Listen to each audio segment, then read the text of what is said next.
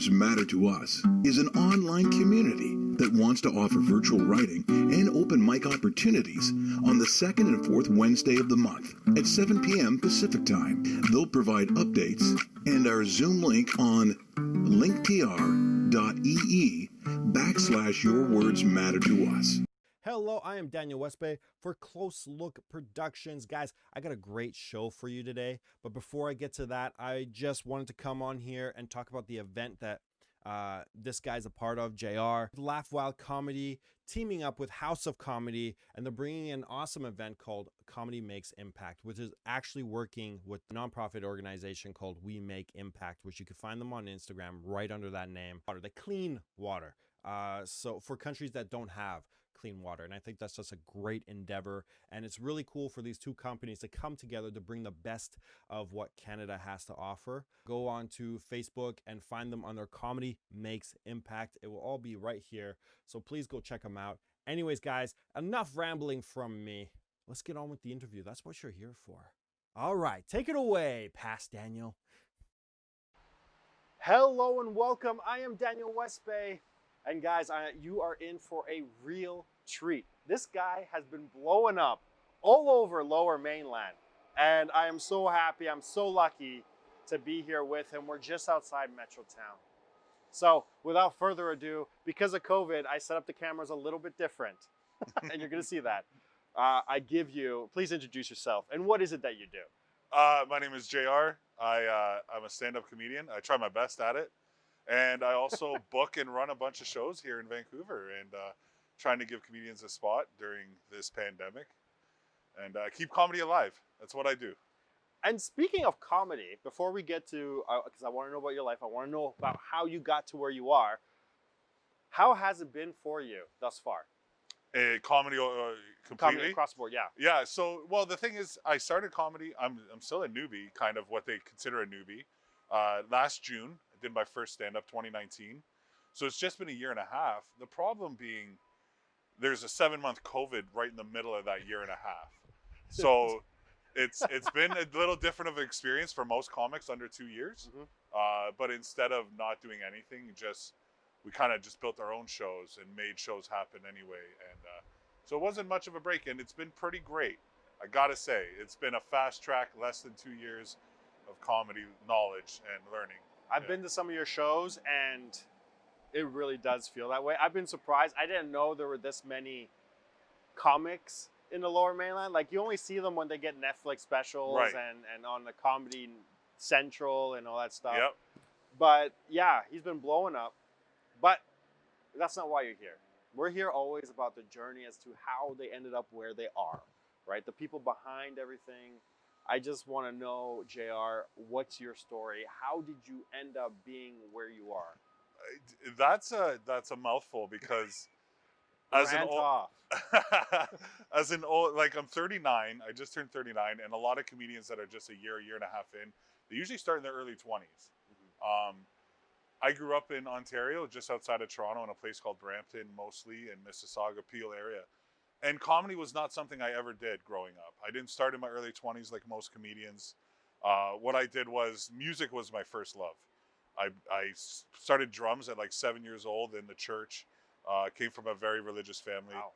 And by the age of 13, when I started high school, I signed up. I didn't know in grade 8, I signed up for a guitar class in grade 9 in high school.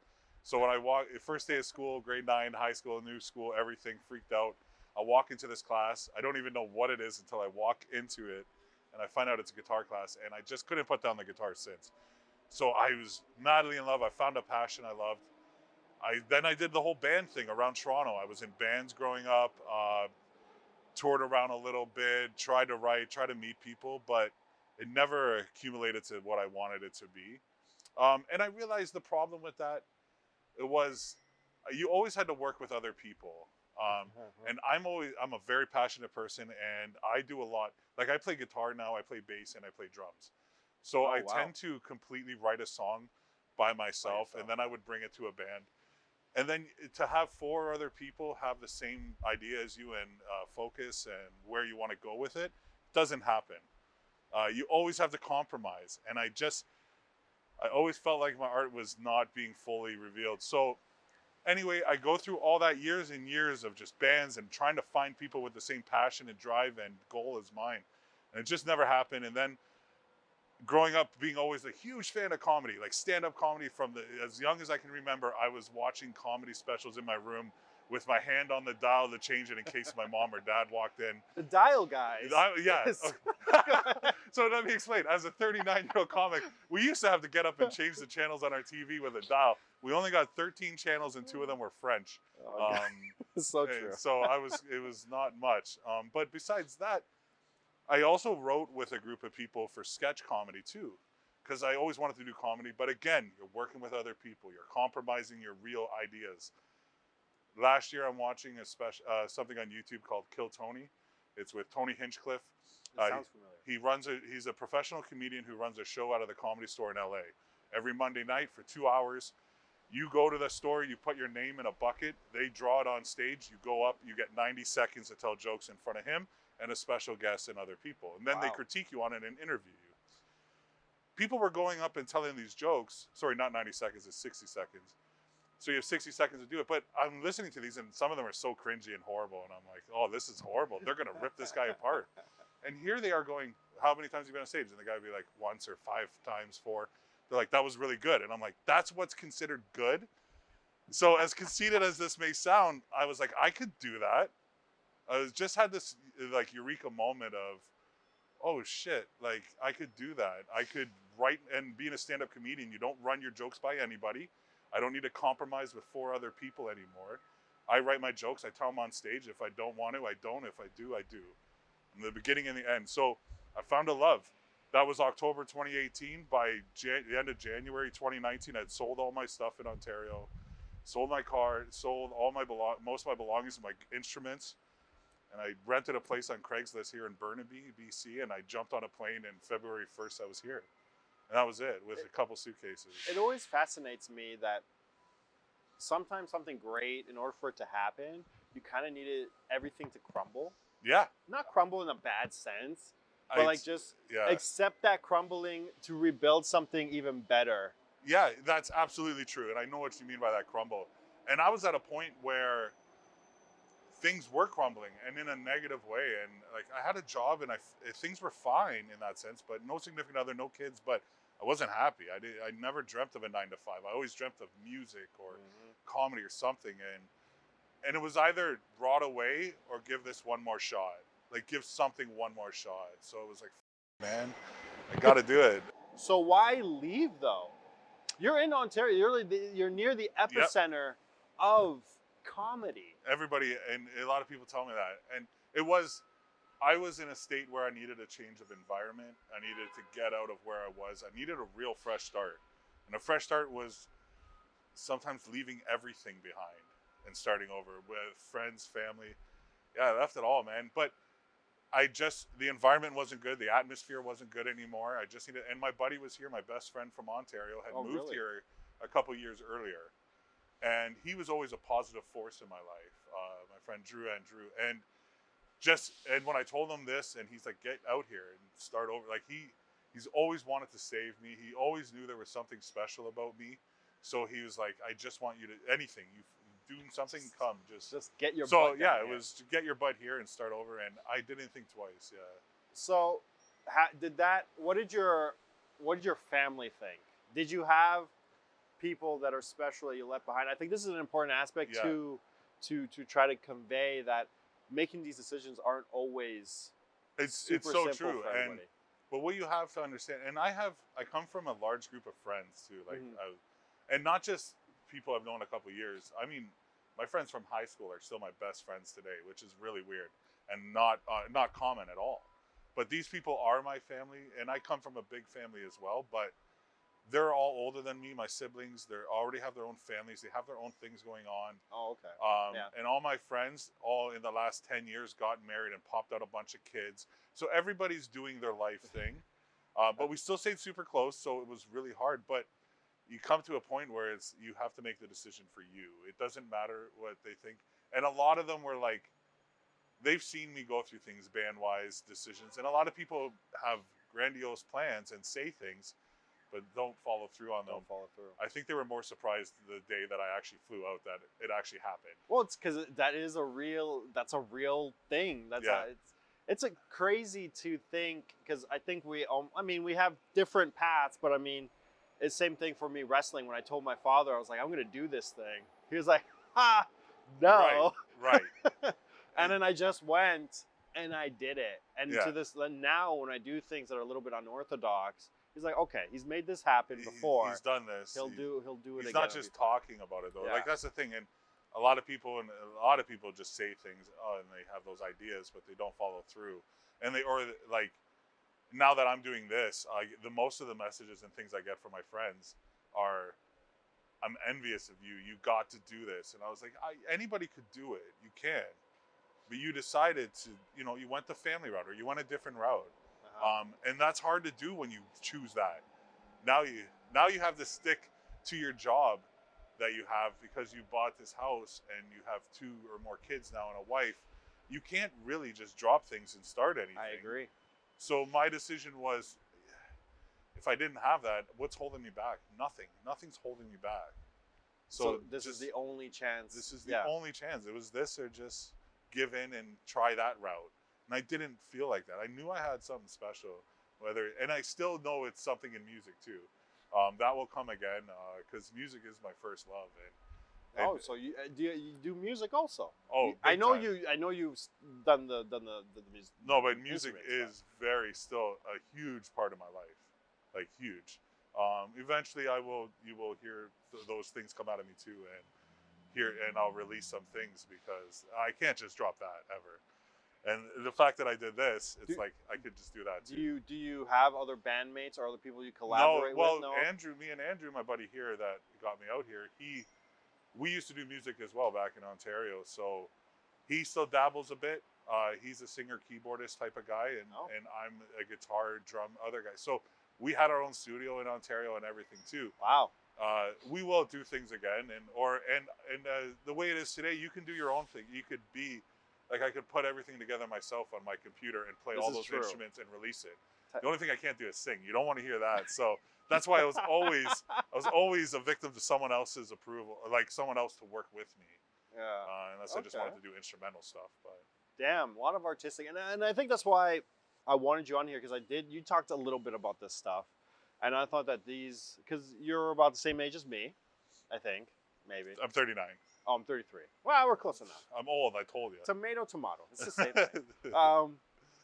But I think it's important for people to realize that your life doesn't end. I find that when you're in teenagers to 20s, you think that you have to have everything figured out right now, to do it all right now, when really most of the time, like statistically, most of the people who actually get their shots or start their superstardom, whatever it may be, they actually like in their 30s. Yeah, absolutely. Because you just have a better frame of mind for that stuff. And honestly, I say it now when people tell me they're 28, they're 27, I'm like, you're a kid. Yeah. You're a kid still. You are still a kid. You have not experienced things you may think you have. And I know this sounds so cliche, and this is what everybody else's parents say. You haven't experienced anything, but it's really true. And that's so true too, even in the comedy world. Really, a lot of comedians don't get their like huge push or their huge drive until their 30s.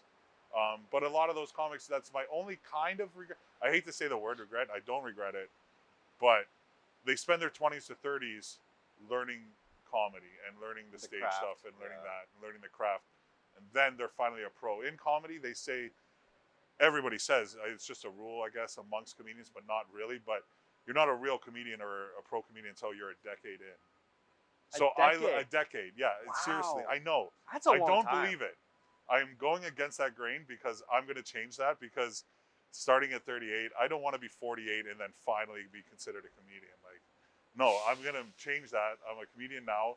I've been kind of fast-tracked along this comedian game, and I feel like I have progressed a lot faster than a lot of other people within a year and a half, with COVID dropped in the middle of it.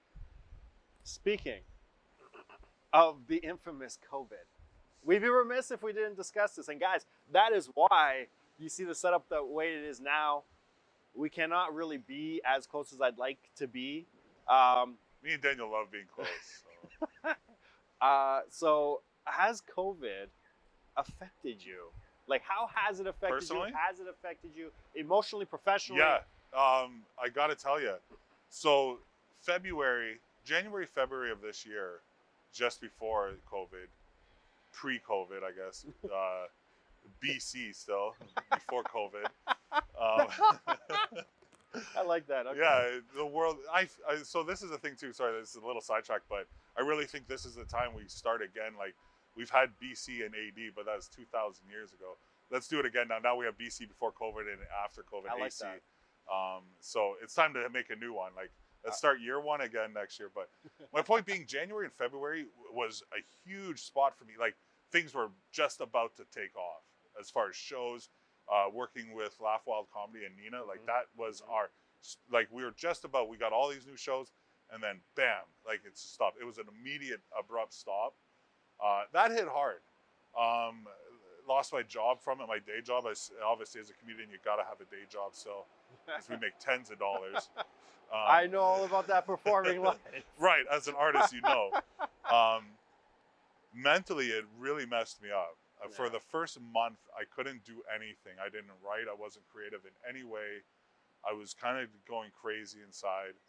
And then, and I always told myself, I'll never do Zoom comedy. What the hell is Zoom comedy? Yeah. That sounds horrible. Like, that's the worst thing ever. I don't even want to think about it. And then I got asked to do one spot from a close friend. And I was just like, it was over a month later. It's kind of finally gathering my pieces back together that from this huge, I thought everything was about to go amazing to nothing. She asked me to do one spot. I did it, and I realized it was like almost immediate after that. That felt so good to do. As much as I still hate Zoom comedy, just doing something. Yeah. It all of a sudden I started writing again. Everything started picking up. Nina asked me to start. She had an online show going. She asked me to fill in hosting because she's always super busy. Even during a pandemic, she's like, I got all these shoots to do and filming. It's so true. And I'm just like, of course you do.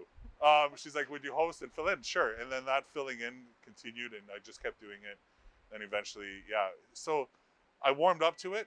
But there was a month and a half there where things looked pretty dire and but that's, my mentality does that. I can, it's waves. It's when things are going really good, things are great. When you get that abrupt stop, it just affects, I wear my heart on my sleeve a bit about that stuff and it affects me. But I couldn't have been, it's weird. We kept things going as much as we could. And I feel like we kind of, I know we're still in COVID, but things are obviously getting better. But we kind of, at least we got an early start getting back to comedy. And guys, he speaks about Nina, a wonderful person who is taking over also comedy. And we'll probably have her on the show also at some point. But yeah. She's always, it's amazing how the mind works, her mind. And same with you. I find that a lot of artistic people that I do meet, they deal with this, because she's an insomniac. Let's face facts absolutely, here. And even I'm up until 4 a.m. sometimes when I gotta edit or do stuff. I don't know about you, but like I find that all these creative people, they often have like their highs of highs and then their depression of lows and stuff. It's almost like we all suffer from bipolar disorder. I'm not making a joke about that because I do have bipolar disorder. I have been diagnosed. I spent my life struggling with it. Oh, okay. Yeah, manic depressive bipolar type 2 disorder, where the highs are really high, the lows are really low, and that's just, I don't know. I feel like that is an artistic thing. It is. It's we're more in tune with emotions and creativity and things like that. I feel like we're more in touch with those things. And so how do you, not so much manage it, but like, how do you, I guess manages it. Okay, what it is, right? No? Being 39 and being like, I did all the medication from the age of 13 until into my early 30s. And all they do is they just keep trying new meds on you, and what works. There's so many different kinds in and out of certain places to deal with it. But throughout that whole time, what you do is you learn tools and you learn how to handle it. You learn how to deal with it, and you start realizing things aren't a certain way. Like, you look at things differently. It's just about getting those tools. I've been through it enough that now I know when things are a certain way and when things are happening and why. And able to look at it, almost take myself out of it for a sec and look at it differently. But those are tools you learn throughout 20 something years of dealing with it. So not everybody has those, and it's not easy. But I took myself off the meds. I was like, I don't need that. Like, meds were really messing with me, and they mess with your creativity too. Yeah. No, I'm just trying to get more clear, because we do get a lot of types of viewers, different people who deal with different things. I'm just trying to see if there's any like way to navigate through this, because you're right. I have another friend who suffers from severe depression, and they tried lighting, like mood lighting and all these things, and he didn't, none of that stuff was working for him, and he just absolutely hated all that stuff. And now he's managing it, but it's not without like friends and support and circle also, I think. So I don't know if that also plays a part in help you unfortunately with these things, you tend to keep them to yourself too. That's true. There's a stigma about them when you talk about, and it's probably everybody else will be like, no, it's okay. We don't. That's fine. It's not them. You feel crazy talking about it. Dustin and I did our podcast last Sunday, and we discussed this on a show. It says over 80% of men do not discuss their emotional feelings. I made a post about this actually on Facebook a couple of days ago, because I've been going through a state of it myself recently. And it's more of, as a comedian, I have to make it kind of funny, but it's actually a strong statement of how long do I have to hold my feelings in before I'm considered a real man, and that was my post. But that comes from a real thing, and this is actually something I'm working on too, and I'm working on it in my comedy about addiction and male and stuff like that. But male suicide in North America is 3 to 1, sometimes 4 to 1. It is, yes. And that's things I've had to look up recently, because I'm starting to look into these. I'm actually designing a set around that, like a full comedic set about real things like addiction, male suicide, because we don't discuss these things. Nope. And a lot of those numbers come from less places for men to go to get specific help, and all those things. And it's a serious thing that needs to be discussed. But yeah, that's the stigma, and especially with men. Like, if I go tell my best bud real feelings, it's not a good look as far as, and I'm just saying that, not even just maybe he might look at, but they treat you different. You will be looked at differently. It's so true, isn't it? It's like It's like, as much as they say that's okay, we're here for you. Now there's a weird air. They're like, when I you're don't around. know if I could say this around They them. may censor themselves with certain things. They may treat me differently. Like, hey, how you doing? You okay? Stop. And so that's the thing, man. That's the stigma to it, and it's hard. And so as a person, it's hard to get help because you don't talk about it. And so now that we said that, you said you make sets based on what happens around you. How long does it take you to get in that mindset to make a set, or even know if it's going to work? Yeah, so this is a new revelation that I've come to. It's like, when it comes to comedy, I can just get up there and tell jokes and make people laugh. But I want to have some sort of voice behind that as well. Almost teaching without them knowing they're learning something. Fair, I like that. Yeah. They're laughing as they're learning. Like, it's almost like instead of me going up and saying knock jokes or whatever, like just no bits that I just mean things that don't have substance. It's more about talk about things like, I have a huge past of addiction and also these mental disorders. So it's like, and nobody discusses that in comedy. I feel like there's no addiction comedian. Like, I mean, I don't mean to be the voice for all of those things. I just mean, I want to challenge myself. Is there a way I can talk about addiction for 15 minutes on stage and make it informative but hilarious? Yeah, I do. I really do think there is a way I can do that. So that's what I've been focusing on. And a buddy of mine, Mark Hughes, helped me notice that, because he goes, talking to him, and he's been a real support person. He's another pro comic here, and he saw me, he snatched me up, and like, he's just kind of like, there's something different about you, which a lot of people do to me in my life. Like Nina did it to me. But it's about, like, they grab me and they go, there's something different about you, and they want to get to know me, and they want to chat, and they want to mentor me, and that's what he's done. And he told me, you know what, man, with your past, why don't you get on stage and actually talk about addiction? Nobody does that. And I mean addiction as in drugs. I mean addiction as in food. I can discuss these things and actually be someone who knows about these things. And it clicked to me. I'm like, that's my voice. I think that's my voice a bit.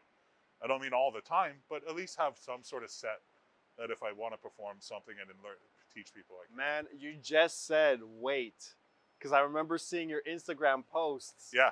prior. However, we are running out of time, and I'm so angry. It's okay. Guys, sorry, That's okay, man. we might keep this going. Hang on, okay?